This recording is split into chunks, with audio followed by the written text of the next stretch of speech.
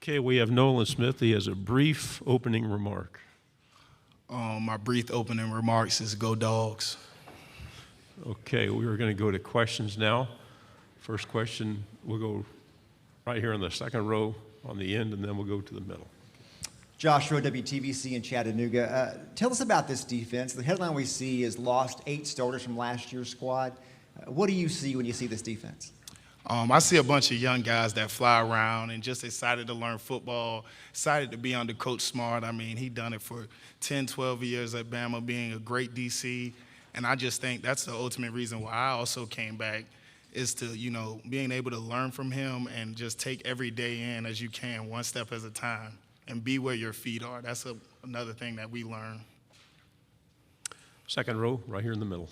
Anthony Patterson with the Atlanta Voice. Of course, you just talked about the reason you decided to come back to Georgia. How much of a role, you talked about, I think, your mother and Kirby. What other factors played into coming back, and what are you most excited about this season to work on? It's my last year, and a lot of people, say what I'm most excited about. I'm most excited about just being able to work out. Those summer workouts that we get, I know a lot of friends now, they got to go to facilities and pay to work out, and I just get to work out for free, and I'm excited. I got 6 more months, and I get emotional thinking about it just because I'm a senior, and I played 4 years at Georgia, and I love this university. To your right, third row. Cody Chavis, Fox 5 Atlanta. Do they just give you a whistle at this point? You become Coach Nolan, and how do you bring it every day and get these guys up even days when you don't want to bring it? I just say I love the game, and I just love being a student of the game and learning under Coach Smart. I mean, he has numerous first-round picks, and not even talking about the ones that he just had at Georgia. Just being able to learn under him, Coach Muschamp, Coach Schumann. I've done it for 3 years, and this is my last year, so I'm going to try to make the most of it. And no, they don't hand me no whistle. I work every day, and I try to lead by example. We'll stay on the right side, third row. Coming off a national championship, how do you guys stay hungry and are focused on still getting better and just not becoming complacent? Humility. And I just think that's one of the big things that we took last year, and the movement step forward was connect with your brother and be humble. Don't have no egos. And that's another thing. The past is your ego. We can't control last year. We can't do anything on last year. We can only look forward and be where our feet exactly are now. Right side, second row. Hey, man, Ben Bobick, Local 3 in Chattanooga. Ladd McConkey seems to be the definition of a Bulldog, man. How does he push this team, your defense in particular, and have you seen him grown into a leader on this football team? He push our defenses, and I wouldn't even say our defense. I'd say push our secondary every day in, day out, summer 7-on-7s. Him and A.D. Mitchell are flying. I was just telling someone earlier, they're running 22 miles an hour just jogging. Post routes, skinny posts, skinny seams, them and Stetson, they're just, I think, electric on the field, electric off the field. They have a connection, and you can see it. In the back, in the aisle, to the left. Lance McCurley, Liquid County News. We know about Nolan, we know about you, other guys on the defensive line like Zion Logue, but how were some of those guys progressing, like Nazir Stackhouse, Pop, Tyrion Ingram Dawkins, and Jonathan Jefferson and Warren Brinson? Yeah, I just say a lot of people have worked in front of them, just like myself. Like, I seen Aziz work in front of me for 2 years, and I just watched under him and just kept working, and you see someone else do it, so you know what it takes. They watch Jordan Davis and Vontae Wyatt work day in and day out on the small things, the footsteps, the right steps, the make sure you get across his face, and all those type of things that associate themselves with D-line. And once you see someone else do it, you can do it yourself. Back row on the aisle again. Wes Steiner with AL.com.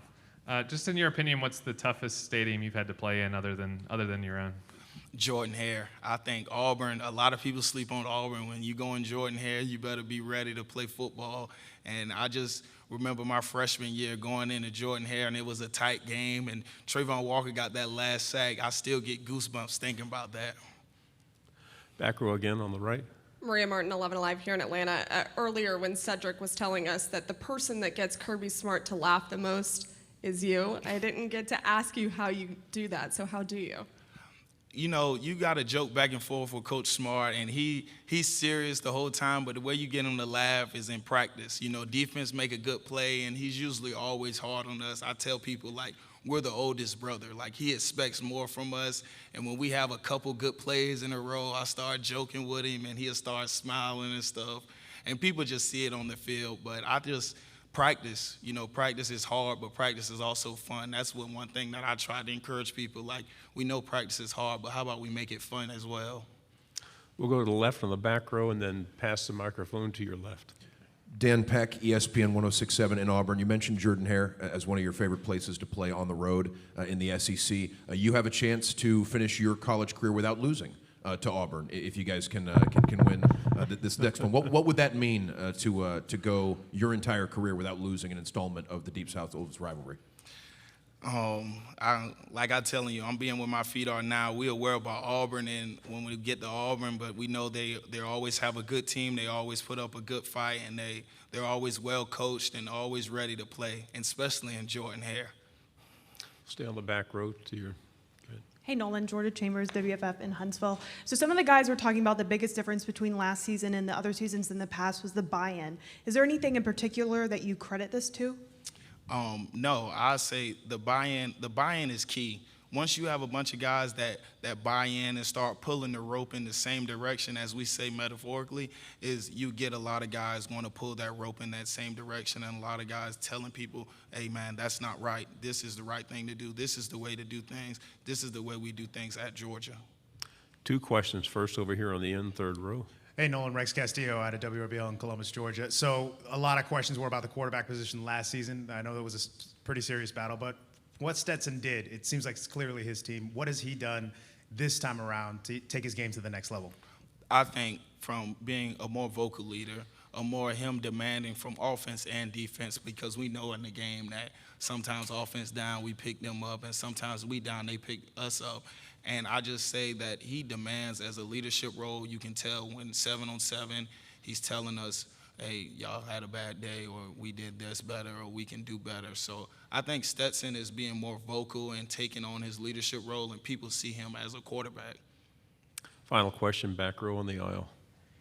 We saw a bull down in Milledgeville get not a parade, but he went back and visited. We saw Stetson go back to Pierce County and have a parade. Did you do anything special in Savannah?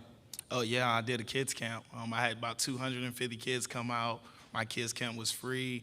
I passed out about 300 book bags and hot dogs and hamburgers, because, you know, sometimes most people don't know during the summer when your mom and stuff is at work, you got to fend for yourself on food. And I just took a big thing in making my community better and just being that vocal point in the community and trying to turn it around, to tell kids it's more than life than TikTok and doing all this stuff indoors, or even the kids that are outdoors shooting guns and stuff. I just want us to be better.